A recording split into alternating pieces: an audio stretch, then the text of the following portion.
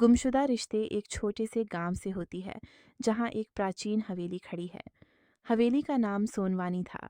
यह हवेली अब उजड़ी उजड़ी सी दिखती थी, लेकिन एक समय पर यह गांव की शान थी। इसके दरवाजे, खिड़कियां और दीवारें अपने स्वर्ण अतीत को बयां करती थीं। लेकिन अब यहाँ सन्नाटा और धूल का साम्राज्य था। मुख्य पात्र अविना एक दिन गांव में एक युवा पत्रकार आया जो अपने करियर को नई ऊंचाइयों पर ले जाना चाहता है। किरण एक सुंदर और बुद्धिमान महिला जो हवेली की वर्तमान देखरेख करती है। सुभाष गांव के बुजुर्ग और हवेली के पुराने मालिक जिनके पास हवेली के बारे में कई कहानियां हैं। कहानी की शुरुआत अभिनाश, जो एक युवा पत्रकार था, एक दिन हवेली के बारे में सुनकर वहां पहुंच जाता है। गांव वालों ने उसे बताया कि हवेली में अजीब घटनाएं घटती रहती हैं और कई लोग यहाँ रात बिताने से डरते हैं। अविनाश ने तय किया कि वह हवेली की गहराइयों में जाकर उसके रहस्यों को उजागर करेगा। अविनाश हवेली में प्रवेश करता है और वहाँ की भूतिया कहानियों के बारे में जानकारी इकट्ठा करने लगता है। उसे हवेली की देखरेख करने वाली किरण मिलती है। किरण अविनाश को हवेली की स्थिति और अतिथि के बारे में बताती है। उसकी आंखों में एक गहरा दर्द और रहस्य छुपा हुआ था।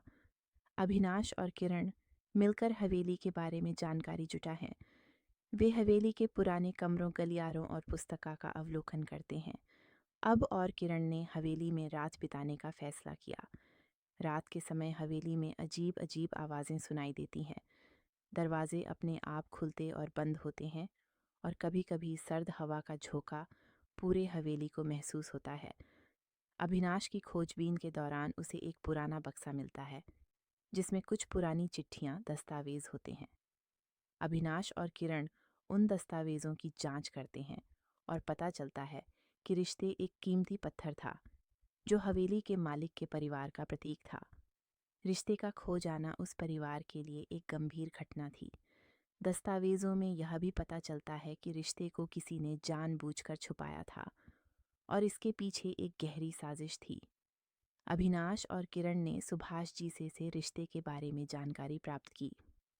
सुभाष जी बताते हैं, यहाँ एक प्रिय पत्थर था जिसे हवेली के एक महत्वपूर्ण परिवार के सदस्य ने बहुत ही प्यार से संभाला था। लेकिन एक दिन वह रिश्ते गुम हो गया और उस परिवार का दुर्भाग्य शुरू हो गया। लेकिन रिश्ते को उसके परिवार के एक सदस्य ने ही चुराया था। यह सदस्य हवेली के बुरे दिनों का जिम्मेदार था और उसने रिश्ते को छुपाकर हवेली की आर्थिक संकट में डाल दिया था। अविनाश और किरण ने हवेली के सभी पुराने दस्तावेज और चिट्ठियां छानबीन की। उन्होंने हवेली के पुराने दराज और अलमारियां भी खोली। अंततः उन्हें एक गुप्त तहखाने का पता चला जहां रिश्ते को छुपाया गया था। तहखाने में पहुंचकर अविनाश और किरण ने रिश्ते को ढूंढ निकाला।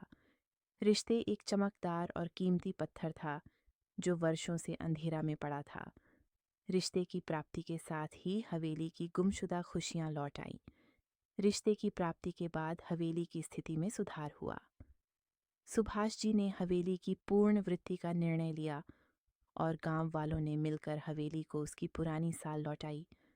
अविनाश ने अपनी रिपोर्ट प्रकाशित की, जिस दोस्तों, अगर आपको शिक्षाप्रद कहानियाँ पढ़ना या सुनना पसंद है, तो हमारे BAPU RM हिंदी सुविचार चैनल को सब्सक्राइब करके हमें सपोर्ट करें।